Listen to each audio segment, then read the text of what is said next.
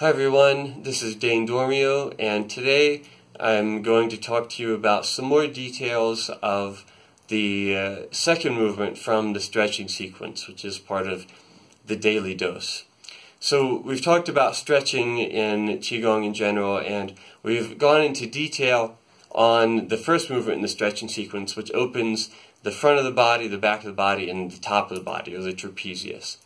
And the general principles that we talked about with the first movement also apply to the second movement, that we want to allow the breath to fully expand and contract. We want to breathe all the way.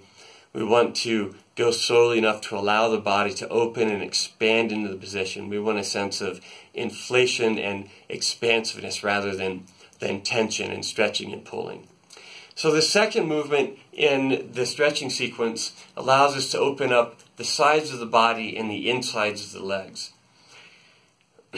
So when we put these two together, we essentially are stretching the entire body, at least in a cursory way. You can spend more time with this stretch, or any part of this stretch, as much time as you like. We'll go through it at a sort of a standard pace, but you can certainly do this faster if you wanted to, and you could also certainly do it slower and give your body as much time as it needs to fully open and release as much of the excess tension as possible.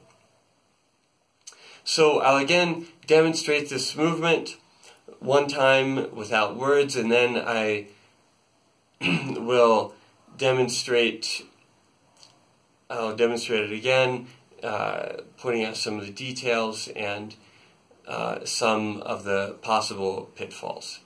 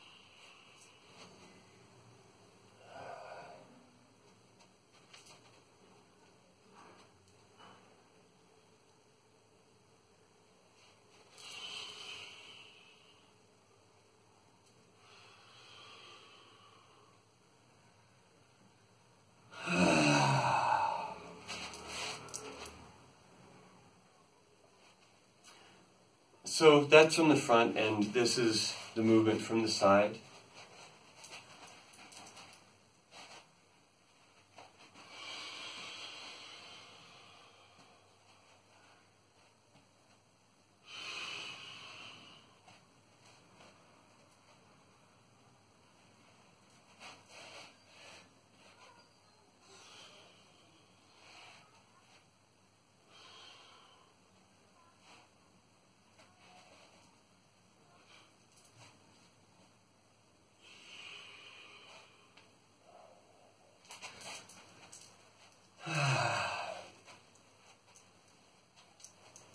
So now I'll go through the movement again, explaining some of the details as we go along.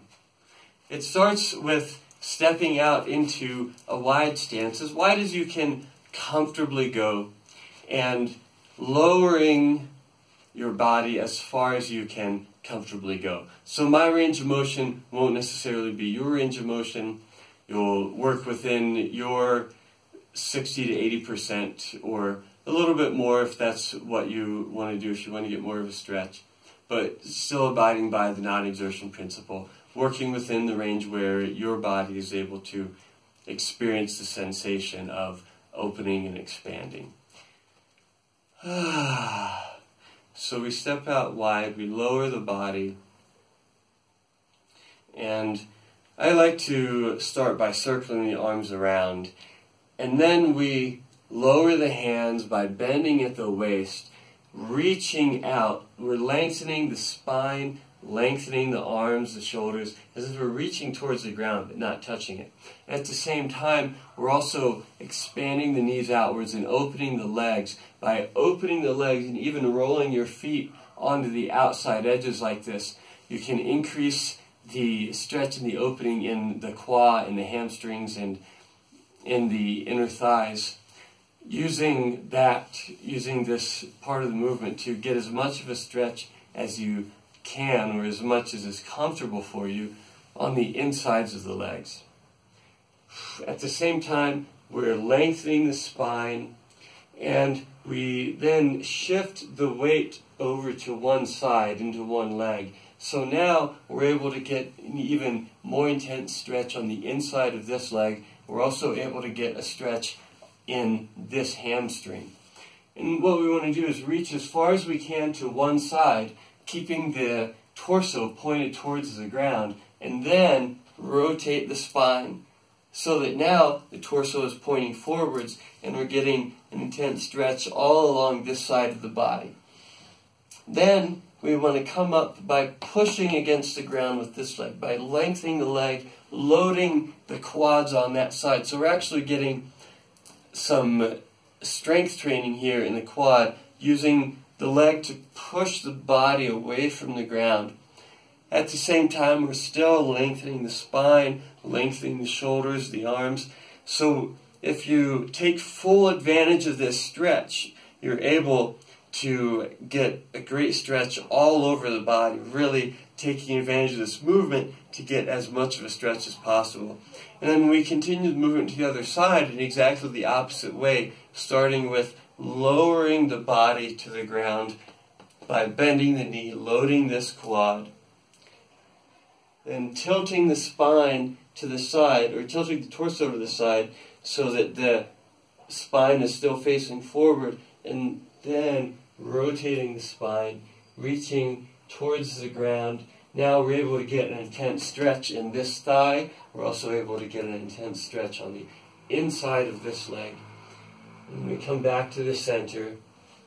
And for balance, we want to go one time or more in each direction, simply reversing the process, reaching, then rotating, then lifting, still lengthening the spine the whole way. Still breathing all the way in, all the way out. Then on the other side, lowering, tilting, rotating, and coming back to the center.